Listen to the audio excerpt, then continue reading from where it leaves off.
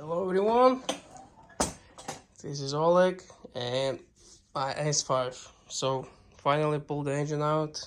Today's the January 3rd, 2024. So it's a new year with a new project. As many people know, I damaged my intake manifold, and this happens about 43 psi boost. So this is the, what is that, passenger side, right? Yeah, passenger side. Yeah, this is the one.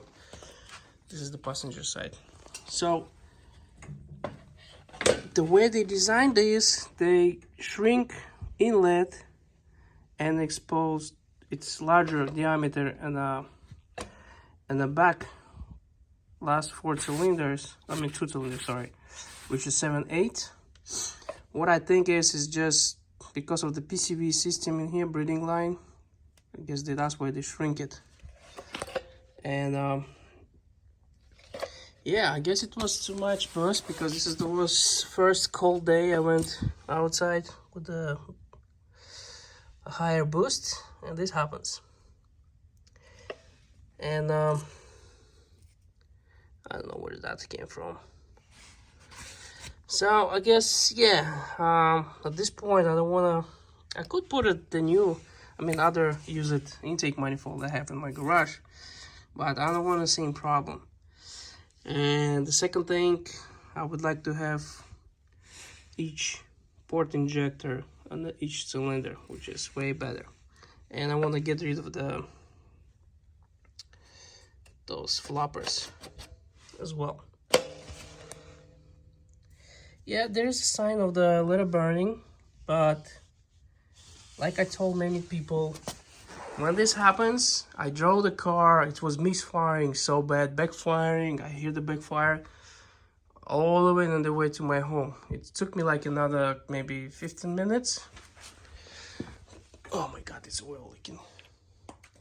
So it took me about 15 minutes driving back to home with this kind of condition. It was really not easy to do it. When I stopped, the car was shaking and like working like with the big cams. Oops, sorry, dragster. And when you're driving and press a little bit gas, it was fine. Engine was running good. So yeah, this is the intake manifold passenger side, which is a little bit different design than driver's side. Driver's side, it's more smoother transition to the all cylinders. This one kind of a little bit different. Oh my god, alright, let me show you. It's gonna go around. Sorry, it's a small garage for this kind of projects. I think this is the one, right? Yeah. Just want to show you for comparison. That's what I think, because of the difference of the volume of the intake. That's why this happens. So, as you see, it's a big difference, right? It's smooth and nice volume of the intake, and this one it shrinks and then exposed in the back to those cylinders. So I guess when the boost kicks in, it was actually not. It was big boost, about 6,600 RPMs when this happens. So yeah, it's a big crack. It's from here all the way that point, and this is I'm assuming the weak spot in here in this intake manifold.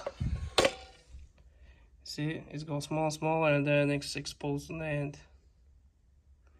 I think it makes sense to me. Can see it. All right. Let's see the ports. I used the one injector on each side as a port injector, and this looks pretty damn good to me. Engine was running for I think for 2 years almost, when I did the cleanup of the intake. But I drove the car so hard. Yeah, it looks really good to me. I don't like this build up on the seals. I think it's because I'm using the full E85, it start eating the seal, and it feels not really good. And also Teflon ring, I don't know what happened to the Teflon ring, but it seems like it started melting down. That's strange, right? So I'm gonna send it for flow test again, and clean them up again, make sure they're all good, and get the all new seals. All right, so yeah, other than that, everything looks good to me. Other than that, yeah, looks really good to me. So yeah, we gotta go with a custom 3D printed intake manifolds. The way I design is just impossible to CNC it. I can make it work with the CNC machine, but it will be like 3 pieces. Then you have to weld. It's too many hours for the CNC machine.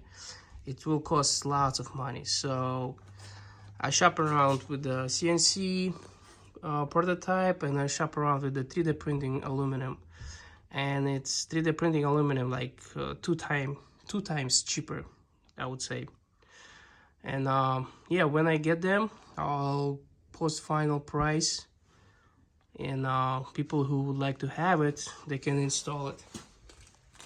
Of course, after I do my car first. That's why I'm in a rush to complete my car, put the engine back in, put the turbo back in, single turbo, and test it, because I have 2 cars that will be with the single turbo, and the guys wants to do their, most likely they will go with the intakes as well. So we're gonna have 3 sets of the intakes manifolds, but first I must check on my car. So that's why my other builds will be delayed for a little bit, because this happens. Fortunately, yeah, gotta take care of that first and test the intake. We're gonna have 8 port injectors controlled by the KLE box, KLE tuned fuel injector controls, and yeah, I mean it's not that bad, but a lot of work to do it. I gotta pull the engine out. I have to do a lot of things, but listen, what I can do, right? So yeah, we will have updates pretty soon. Soon as I get the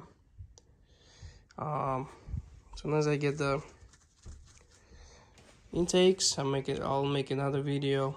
I went through the 3 different revisions of the intake. The last revision, I moved the intake closer to the head, so I can pass this coolant hose. My car is going down, and your car goes up. So it should be coming out around here, this area. And also this fuel line, my other 2 designs, the fuel line was in the way. So I thought maybe I'm just gonna reband or order the custom one. And then I'm like, you know what, let me redesign the whole thing. So I have to start from the scratch. I redesigned all this. So now my 3rd revision, it clears up this high pressure fuel line. And I might have to readjust this oil stick level, and that's it. But other than that, the engine is really did good job for the 2 years. To the different turbo setups, different boost level, fuel, octane, different. And we start, I believe, from 9 second. We start from the 9 second of the 60 to 130, and end up with a single turbo 4.3 second when I blew the, that was 37 psi of boost only when I did the 4.3 second, but when I blew the intake manifold, it was 42 psi and the car was like really fast and dangerous, like spin the third gear. It's just amazing feeling. And yeah, it feels like it was low 4 seconds, maybe even 3, I don't know. So yeah, I can't wait to put the better flow intake manifolds with a nice setup of the fuel, port fuel injectors, and tune the car again. And hopefully we're gonna be in at 3 seconds, 6130. That's, I guess, my target full weight of the car. Everybody's saying it's S5 and blah blah blah, it's less weight than RS7. Yeah, it is less weight, but not like people think 500, 600 pounds. No, this is not right. When I had the V6, my car was weighed 4,000 something with me. So I got V8, I got the big ass intercooler, piping, a lot of shit, extra shit in the car, single turbo, and it should be 4,400, I would say. I'm gonna definitely do the gonna weight the car after everything's gonna be done. What else? I think that's it. This is another video for YouTube for people who are interested to see what I'm doing, and let me know if you guys want me to continue do my stuff. Thank you for support. See you guys later. Bye.